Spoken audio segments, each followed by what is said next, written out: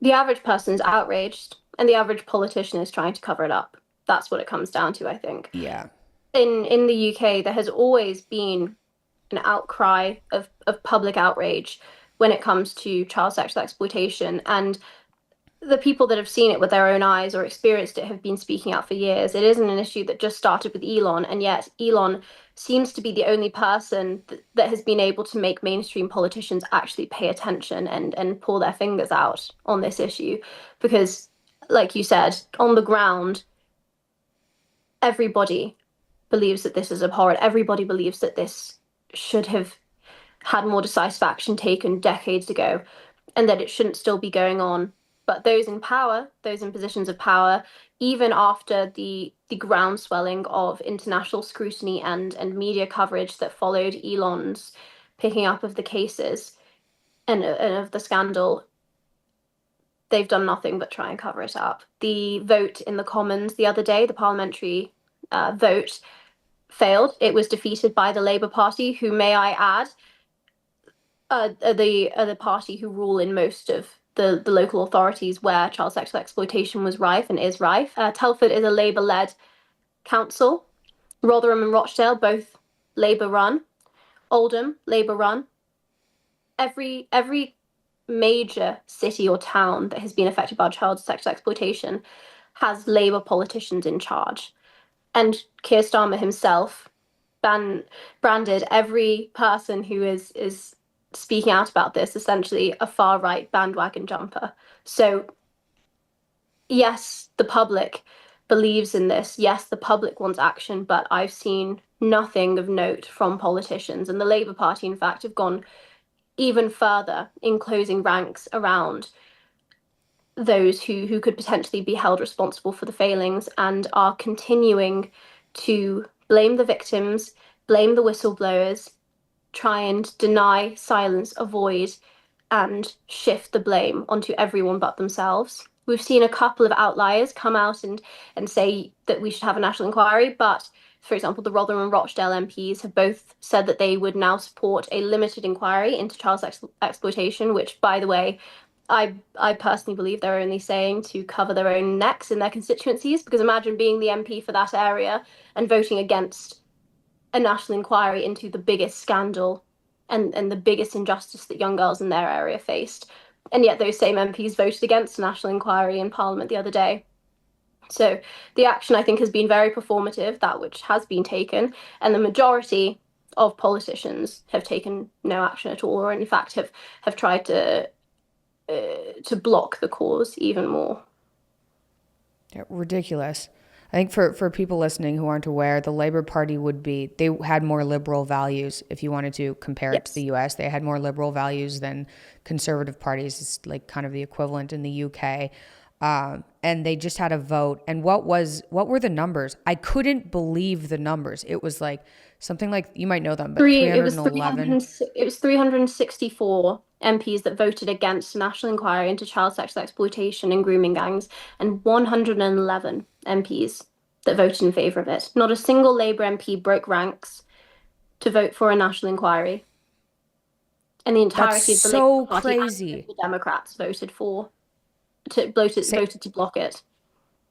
yeah, that's so crazy. Has anyone come out with any excuses? Like, we were voting against it because, is it just that it's a right wing conspiracy? Like, what's the excuse for voting against an inquiry into child sexual abuse? Like, what's their excuse? There's been a whole host of excuses. The major one that MPs have said is that because it was an amendment on an existing bill, so the the vote was tallied on by the Conservative Party leader as a an amendment to the schools bill, I believe it was, saying that a national inquiry into grooming gangs should be held, and they were saying that if the amendment passed, then it would kill the bill and reduce protection for vulnerable children, which is absolutely ridiculous, in my opinion. Saying that they want to protect vulnerable children and that's why they want to vote against this, while actively turning their backs on victims and survivors of child sexual exploitation, is beyond the pale. It's laughable that they're trying to take the moral high ground. That is the major one, is that if they voted in favor of this amendment, then the bill would be killed, and that it would slow down the process of essentially shutting down academies and bringing them back under the state school system. That was the main one that most Labour MPs quoted. Others said that a national inquiry wasn't necessary, that local inquiries are sufficient, for such as in Telford, Rotherham, and Rochdale. And yet, Telford, Rotherham, and Rochdale all also requested national inquiries prior to being told, no, you have to do it yourselves, and being shut down by the previous Conservative government.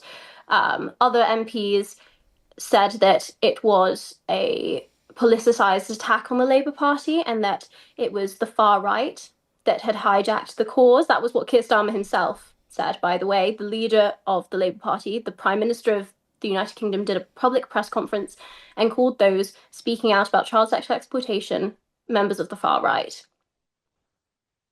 There was a complete and total disregard for the victims and survivors, and an attempt to essentially brand all those who talk out about it right-wing Islamophobes. Yeah. Did you hear?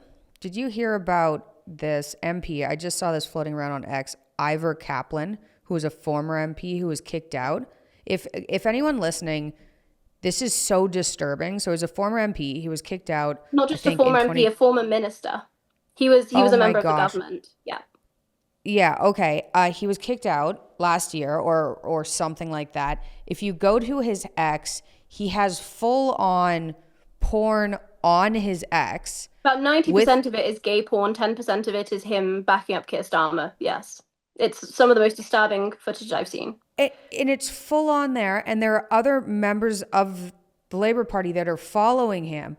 It gets me pretty conspiratorial. Like, why Mm. would people vote against looking into child sexual exploitation? And then you see this guy, and it's like, is that what the Labor Party kind of looks like And the dark side of it? it's worth mentioning Ivor Kaplan, the MP, the former MP and former minister that you're talking about.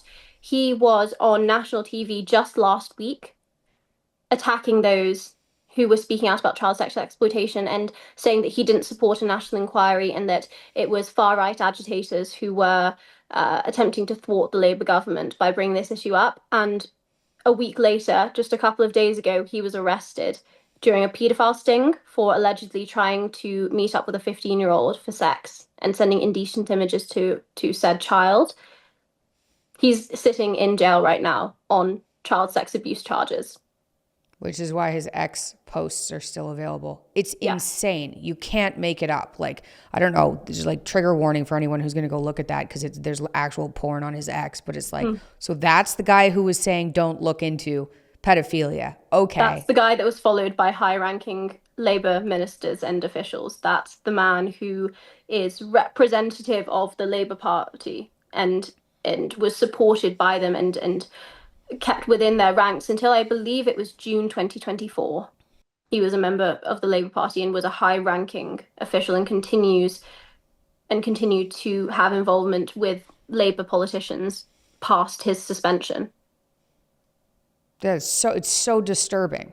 It's like, it sounds, if you didn't want to think people had the capacity to commit evil, you'd think it was a conspiracy. And then it's so blatant. It's such a blatant example of what's going on right there. It's really horrifying.